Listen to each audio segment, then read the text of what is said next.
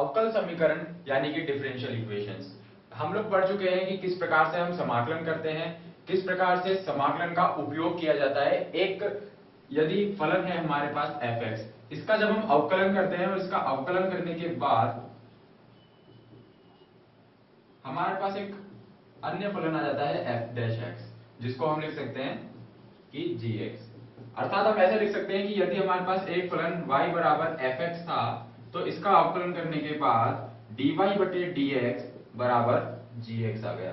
तो इस प्रकार का जो एक समीकरण बनता है जिसमें एक अवकलज हमारे पास है और इसका फलन fx का अवकलन करने के बाद बना एक फलन है, तो ऐसा समीकरण एक अवकल समीकरण कहलाता है। एक अवकल समीकरण में कुछ चर मान हो सकते हैं, कुछ अचर मान हो सकते हैं और कुछ अवकलज भी उसमें होते हैं। यानी कि इसमें dy बटे dx हो सकता है, इसके अंदर d2y बटे dx2 बराबर cx ये हो सकता है, और इसमें और भी घातें यानी कि कितनी भी घात हम ले सकते हैं किसी भी अवकलज की। अर्थात एक समीकरण हम इस प्रकार से भी लिख सकते हैं कि d2y बटे dx2 प्लस d3y बटे dx3 की घात 2 प्लस 3 बराबर 0। तो अब इस समीकरण में हम देखें तो हमारे पास दो अवकलज है, यहाँ एक अचर मान 3 है, एक चर राशि है x।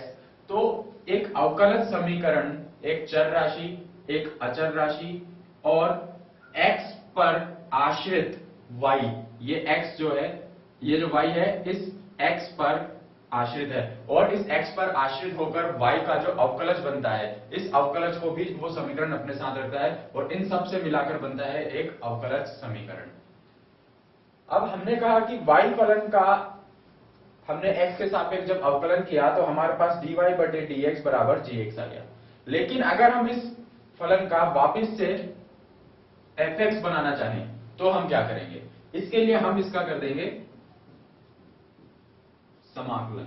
अगर हम इसका समाकलन करते हैं तो यही फलन हमें वापस से मिल जाएगा। अर्थात जैसा हमें पता है अवकलन और समाकलन एक दूसरे की विपरीत संक्रियाएं हैं, यानी कि अगर आप इसका अवकलन करेंगे तो आपको यह फलन मिल जाएगा और इसका समाकलन करने पर वापस से यह फलन मिल जाएगा, फिर समाकलन के बाद इसका अवकलन कर दिया तो वापस आप इस फलन पर आ जाएंगे। अर्थात ये प्रक्रियाएं जो चलती है एक दूसरे के विपरीत चलती है।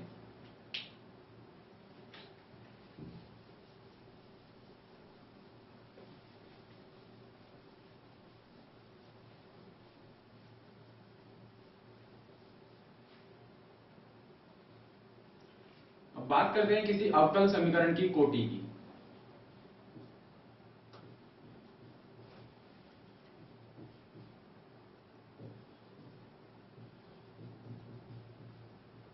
अवकल समीकरण की कोटि यानी कि ऑर्डर ऑफ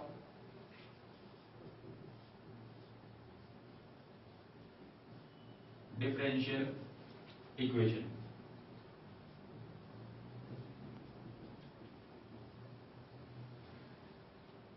एक अवकल समीकरण की कोटि उस अवकल समीकरण में उपस्थित अवकलज की सबसे उच्चतम घात होगी, यानी कि जो सबसे उच्चतम कोटि का जो अवकलज होगा उस समीकरण के अंदर, वही उस पूरे समीकरण की कोटि कहलाएगी। अर्थात हम यहां पर दो समीकरण लिखते हैं, एक d2y बटे dx2 प्लस dy बटे dx बराबर 0। एक हम यहां समीकरण लिखते हैं dy बटे dx बराबर cx। एक समीकरण हम ले लेते हैं d3y बटे dx